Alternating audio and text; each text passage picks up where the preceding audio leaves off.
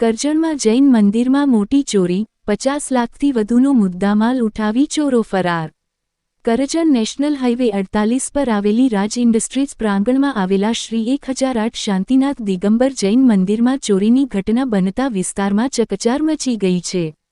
પ્રાથમિક માહિતી મુજબ ચોરો મૂર્તિઓ સહિત અંદાજે 27 કિલો જેટલી ચાંદીની ચોરી કરી હોવાનો અંદાજ છે। 50 લાખથી વધુની ચોરી થયા હોવાનું અનુમાન કરવામાં આવી રહ્યું છે। ઘટનાની જાણ થતાં જ કરજણ પોલીસે ઘટનાસ્થળે પહોંચી તપાસ શરૂ કરી છે। ચોરીનું પગેરું શોધવા માટે ડોગ સ્ક્વોડની મદદ પણ લેવામાં આવી છે। ઘટનાને લઈ પોલીસના ઉચ્ચ અધિકારીઓ મંદિર ખાતે દોડી આવ્યા હતા। ઉલ્લેખનીય છે કે આ જ મંદિરમાં લગભગ 8 મહિના અગાઉ પણ ચોરીની ઘટના બની હતી, જેનો ભેદ પોલીસે ઉકેલી લીધો હતો। છતાં ફરી એ જ મંદિરમાં ચોરી થવાથી ભક્તો તેમજ શહેરમાં ચકચાર ફેલાઈ છે। ચોરીની ઘટનાને લઈ પોલીસ દ્વારા મંદિરના ટ્રસ્ટીઓની ફરિયાદ લેવાની તજવીજ હાથ ધરવામાં આવી છે।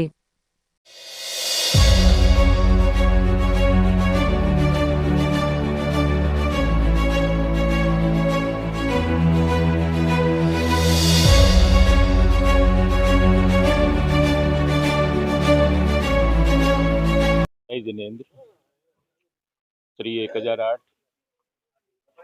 शांतिनाथ दिगंबर जयसवाल सर्वात सिद्धि अतिशय क्षेत्र राज industrial park national highway Karjan थी हूँ बोलूँ छूँ।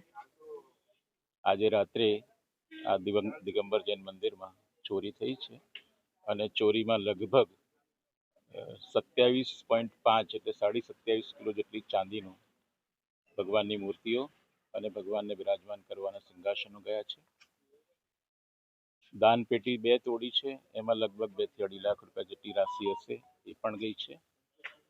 મંદિરની બારી તોડીને ચોર લોકો અંદર ઘૂસ્યા છે, પ્રવેશ કર્યું છે। પછી ભગવાનનું જે ગર્ભગૃહ છે એમાં પણ મજબૂત દરવાજો છે, એની પણ સળીઓ તોડીને ચોર અંદર પ્રવેશ કરી ગયા છે અને બધું જ લઈને અહીંયાથી પલાયન થયા છે।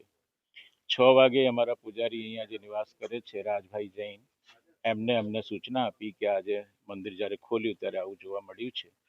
તો મંદિરમાં અંદર 7 મૂર્તિ હતી, એમાંથી જે મૂલ્યવાન 3 મૂર્તિ હતી ચાંદીની, મૂંગા રત્નની અને અષ્ટધાતુની, એ 3 મૂર્તિ ગાયબ છે। બાકી 4 મૂર્તિઓ યથાવત ગમે ત્યાં ચોર લોકો મૂકીને નીકળી ગયા છે। પોલીસને જેવી અમે ઇન્ફોર્મેશન આપી તરત Karjan police staff, rural police સ્ટાફના ડીએસપી, એસપી, પીઆઈ તમામ સ્ટાફ અમારી મદદે ઊભા છે અને એ લોકો સર્ચ કરી રહ્યા છે। ડોગ સ્ક્વોડ પણ આવી ગઈ છે અને એ લોકો સર્ચમાં નીકળ્યા છે।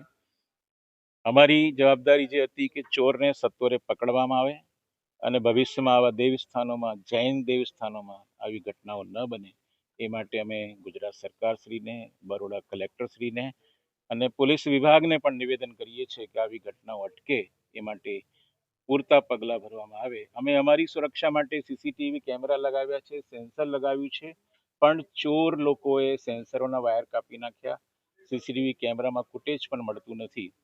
એટલે આ બધું અહીંયા બન્યું છે આજના રોજ, જે અમારા જૈન સમાજ માટે, દિગંબર જૈન સમાજ માટે બહુ દુઃખદ ઘટના છે। વડોદરા જિલ્લાના તમામ દિગંબર જૈન સમાજના લોકોને મારું હાર્ટલી નિવેદન છે કે આ ઘટના માટે બધા પોતે સંજ્ઞાન લે અને આમાં મદદ કરવા માટે દરેક સમાજજન આગળ આવે। હું રાકેશ જૈન, મહામંત્રી શ્રી સર્વા સિદ્ધિ અતિશય ક્ષેત્ર કરજણ।